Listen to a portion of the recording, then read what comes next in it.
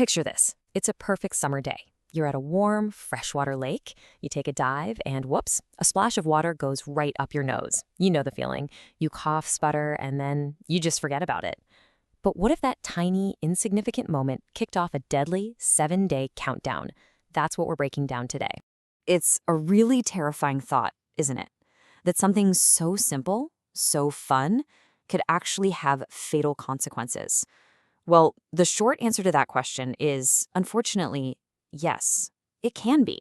And the most shocking part, it happens unbelievably fast. That's it. 7 days. That's the timeline we're talking about from infection to, well, a total shutdown of your system. This isn't some sci-fi movie plot.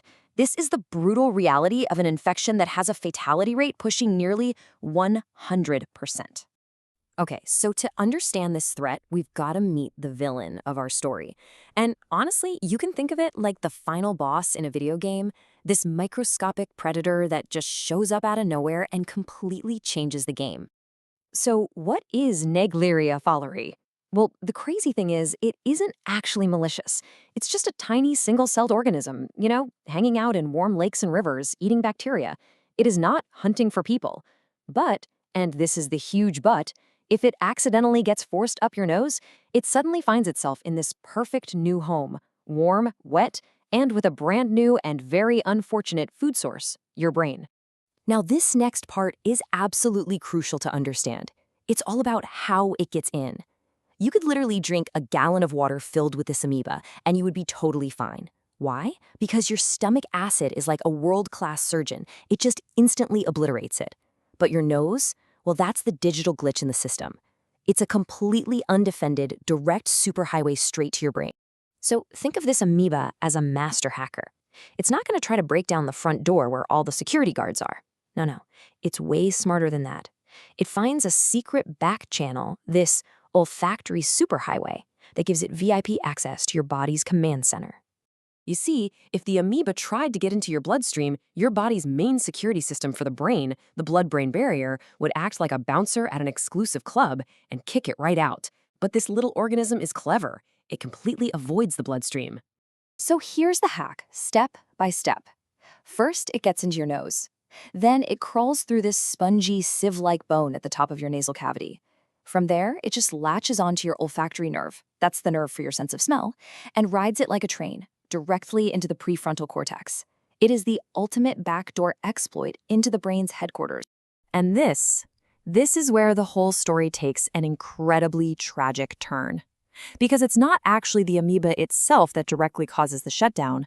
It's your body's own desperate attempt to save you that ends up being fatal. So once your immune system gets the memo that this final boss is inside your brain, it panics. It declares all-out war. It sends this massive army of immune cells to attack the invader. But this huge battle causes intense inflammation and swelling, all inside your skull. And that right there is the fatal design flaw. Your brain is locked inside a solid, rigid box, your skull. It has absolutely no room to expand. So as it swells up from the immune response, the pressure just builds and builds until it starts to crush the brainstem, the little part that controls your breathing, your heartbeat, all the stuff that keeps you alive. That pressure is what causes the total shutdown. So what does this whole devastating process actually look like day by day for the person infected? I mean, this incredibly fast progression is exactly why the disease is so hard to catch and treat in time. Okay, check this out. For the first 5 days or so, the stealth phase, you feel almost perfectly fine. Maybe your sense of smell or taste is a little off, but who notices that? Then the glitch phase hits. We're talking a killer headache, fever, nausea, all things you'd easily mistake for a bad flu. It's only by day 7, when the really terrifying symptoms show up, the stiff neck, the confusion, that it's obvious something is terribly wrong. But by then, the damage is already catastrophic. And that brings us to the hard clinical reality of the situation. There are a few powerful drugs that can, in theory, fight the amoeba. But the boring truth is that a diagnosis almost always comes way too late for them to actually work. That window for an effective treatment is just tragically small. But listen, this isn't just a horror story with no hope. Knowledge is power, right? And knowing exactly how this villain operates gives us the playbook we need to defeat it before it ever even gets a chance to launch its attack. So the most important takeaway here is all about prevention. First, the easiest defense in the world, wear a nose clip if you're swimming or jumping into warm, fresh water. Simple. Second, if you use a neti pot to rinse your sinuses, please never use regular tap water. Only use distilled water or water that you've boiled first and let cool.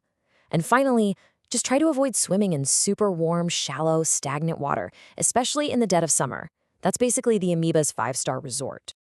And all of this leaves us with a pretty critical question for the future. We know this amoeba loves warm water, so as our planet gets warmer, its natural habitat could expand, potentially making these incredibly rare infections, well, less rare.